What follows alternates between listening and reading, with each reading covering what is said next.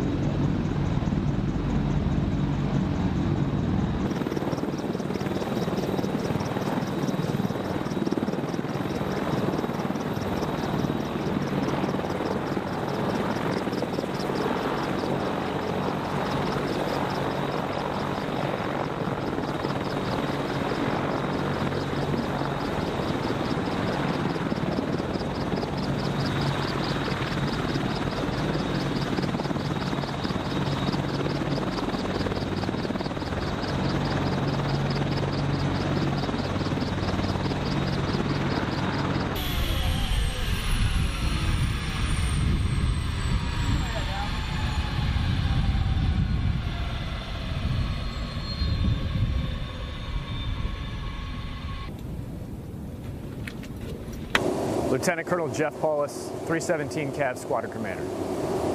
It was good. It was a nice flight and a good opportunity to go across country with a pretty sizable group of the squadron.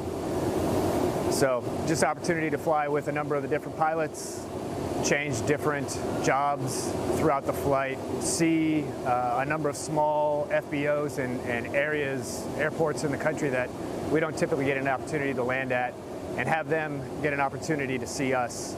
They don't usually see 6 Apaches coming in, so we got a fair bit of love from a lot of the local populace when we came in, which was a great opportunity to just kind of show off the squadron and talk about the Apache.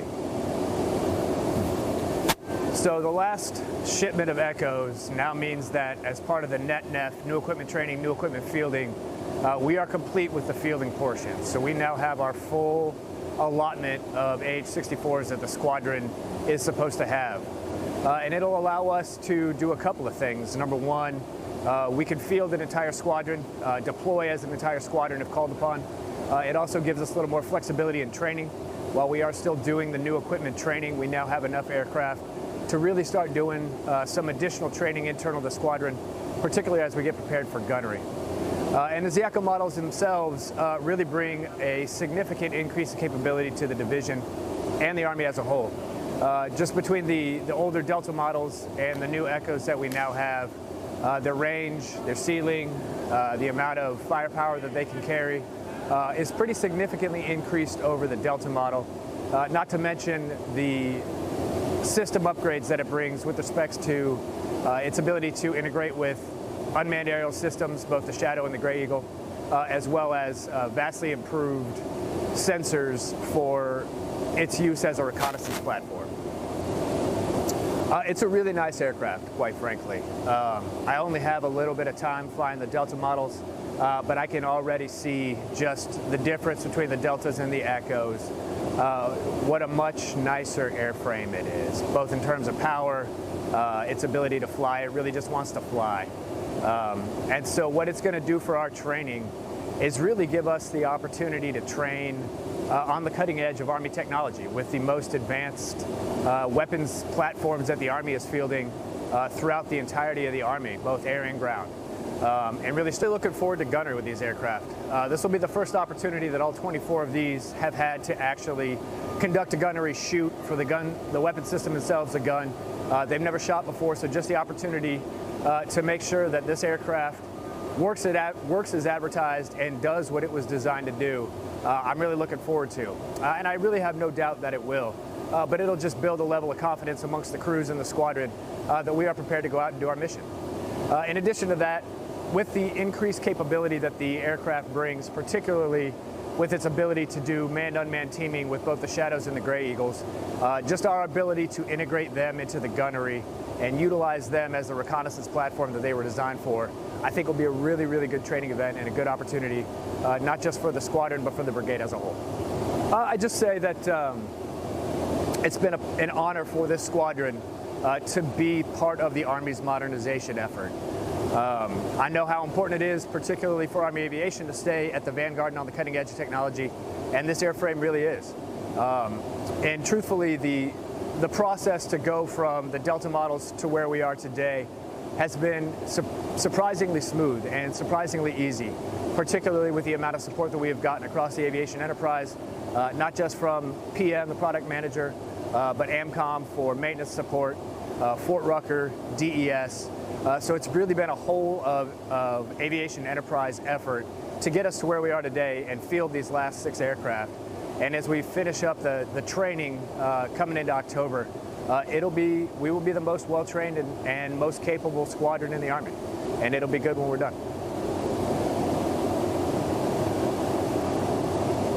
Captain Kyle Applegate, the commander of Alpha Troop 317 Cav. Our flight was a pretty incredible experience. So we started in the deserts of Arizona, and we worked our way east through Texas. We transitioned over to swampland and the Louisiana, Mississippi area, and then we got back to the nice treed areas of the southeast United States. And along the way, we stopped at a bunch of different FBOs, large airports, small county municipal airports. So we got to see a wide variety of people. We got to meet a whole bunch of people that were excited to see the new aircraft, to ask some questions about it, and to really see modernization in the real world. And one of the cool things about the FBOs, as we were going along, the commanders, and there were 4 of us, all left our troop patches and stickers on the doors, and we got to see the aviation lineage. We stopped at airfields where B-52s had flown at before, F-18s, etc. So it was a nice way to see Army aviation represented in the larger defense aviation enterprise. So we had a lot of fun. It was a lot of good experience. We had a senior crew across the 12 of us, so it was a good opportunity for the troop commanders to fly together in something that we would normally not do. It was a great experience.